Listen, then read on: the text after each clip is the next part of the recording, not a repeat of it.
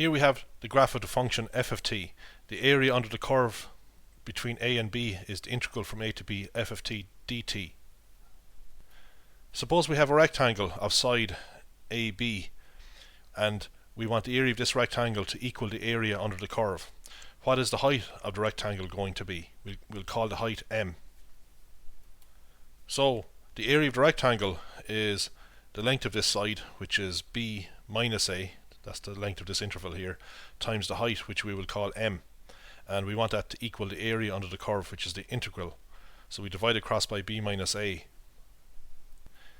The value of m, that is the height of the rectangle, is known as the mean value of the function across the interval from a to b. So let's take this example, f of t equals t squared, and a is 1 and b is 3. So we want to find the height of a rectangle with one side along the interval from 1 to 3, and whose area is the same as the area under the graph of t squared from t equals 1 to 3. So we just plug everything into the formula and we get the mean value of the function over the interval from 1 to 3.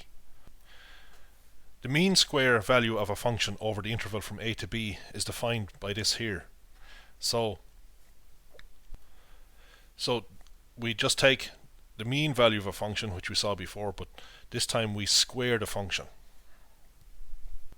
Now if we take the square root of all this value, we will have the root of the mean square. We'll have the root mean square value.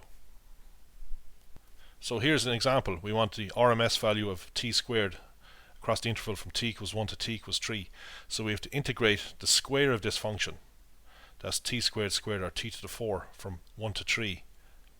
Then we have to multiply that by 1 over the length of the interval. Well, the length of the interval is 3 minus 1, which is 2. And then we take the square root of our answer. Here's another example, f of t equals sine of t over the interval from 0 to 2 pi. So we have to square this function. Sine of t times sine of t is written sine squared of t. We have to integrate it from 0 to 2 pi. Then we have to take 1 over the length of the interval. So the length is 2 pi minus 0, which is 2 pi, and then get the square root of everything. Now we use an identity to rewrite the sine squared of t as a half into 1 minus the cos of 2 times t.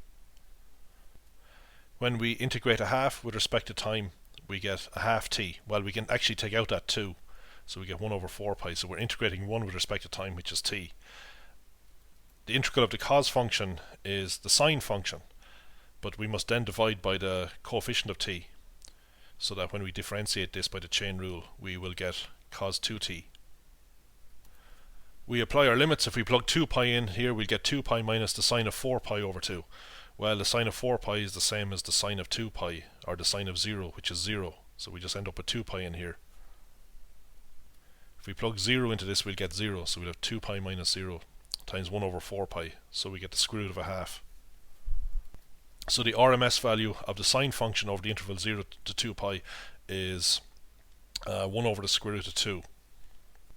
Actually, the interval from 0 to 2 pi gives one full cycle or period of the sine function.